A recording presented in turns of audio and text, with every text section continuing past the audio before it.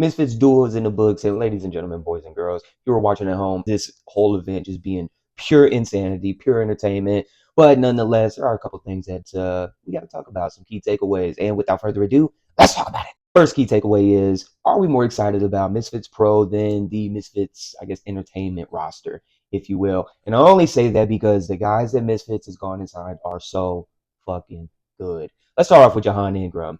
He started off in this fight not doing that great. I feel like he may have underestimated his opponent a little bit, but man, once shit started hitting the fan, he tightened up. And I mean, he was hitting one, two, three, four, five, six, seven, eight uppercuts in some sequences of this, and bit down on the mouth guard and straight up got the W. This kid showed he's got more tools in the toolbox. He's got grit, straight up dog. Also, hey, by the way, a complete gentleman. I got to meet him afterwards. Nothing but high praise for Jahan Ingram. Congratulations. Moving on to Amir Cashman Anderson. This guy, honestly, he may be the best fighter on the entire Misfits roster. Hands down. So fucking good. So technical. Hits hard. So accurate. He's one of the best young fighters that I've ever seen that knows how to set up shots. And it looks like he's going to be fighting Joe Laws coming up, hopefully on the January card. I hear that they're supposed to come back here in Nashville in January.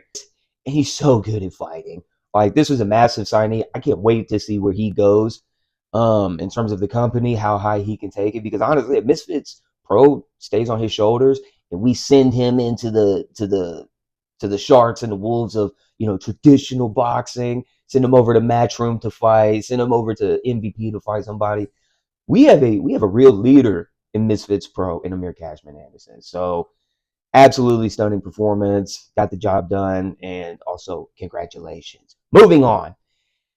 Last but not least, I think one of the biggest signees for Misfits, and it kind of adds fuel to the fire with this rivalry between Misfits and Jake Paul's promotion, Most Valuable Promotions MVP, Aston Sills, H2O.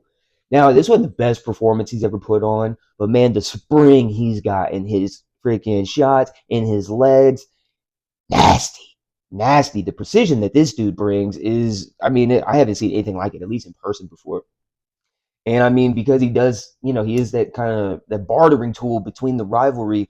Maybe he could be the one to bridge the gap to get a co-promotion against each other, MVP versus Misfits.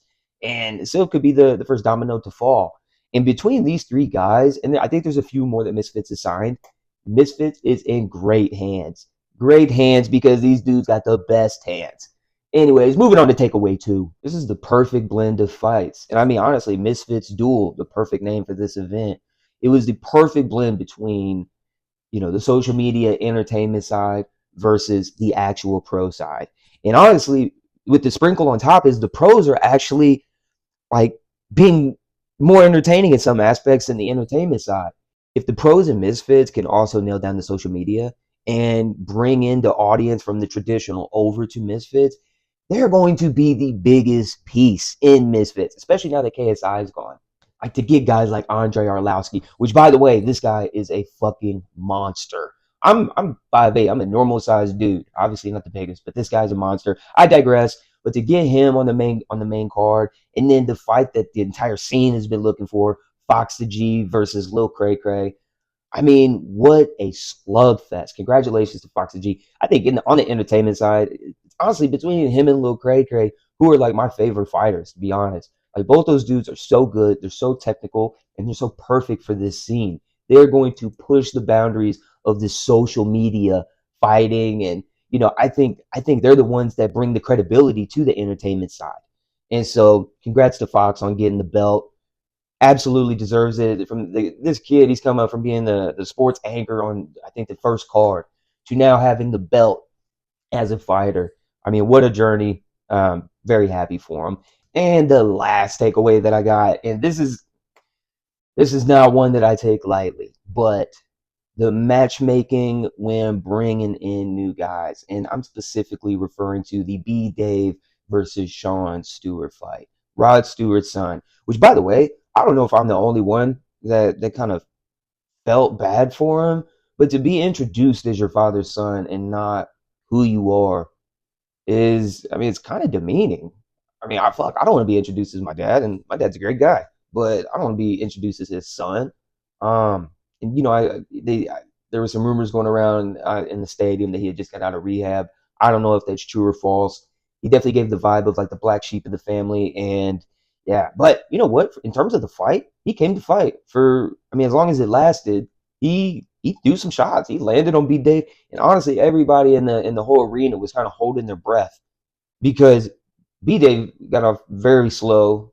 I mean, the fight was only 15 seconds, so I don't know how slow you could really be. But to put somebody like Sean Stewart against a Misfits veteran like B Dave, and honestly, B Dave is no easy opponent for honestly anybody, at least on the entertainment part of the roster. This dude is so tough. He can take shots. He can deliver shots, and I mean, honestly, doesn't give a fuck about himself in the ring. He's going full blast, head first. And so I love when B Days fights. I'm also a massive supporter of his. But to put a guy in like Sean against a vet like B Dave, especially if it is true about the drug use, put him in against somebody like Mo Dean. Like I think if Misfits is gonna have guys like Sean Stewart or Mo Dean or Wakey Wines on their promotion, that needs to be like the first fight of the night, or within the first 3 to 4 fights, because that's a pure social media entertainment fight. Nobody is watching that for an anticipated knockout. We're gonna watch it because it's gonna be a circus. It's gonna be hilarious, and both these guys may vomit at the end.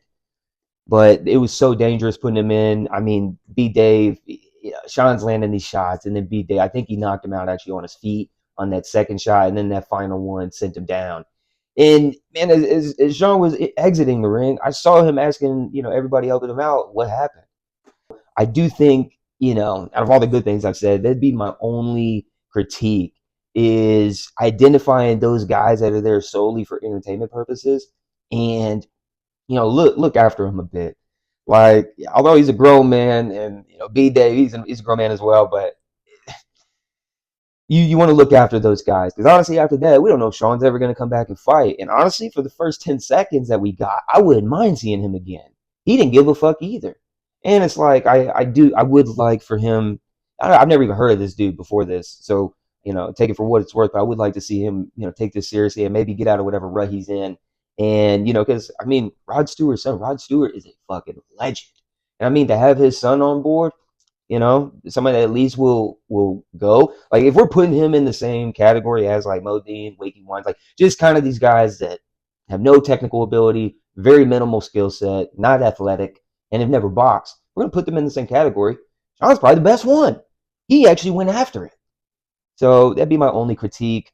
Let me know what you guys think down in the comments. If you thought this was a perfect blend of fights, how you viewed Misfits Duel, and if you're looking forward to December 20th, Misfits Dubai. Anyways, guys, that's my thoughts. I'm Archer. If you like this video, please consider subscribing. If not, give this video a like so other people see it, and I'm out.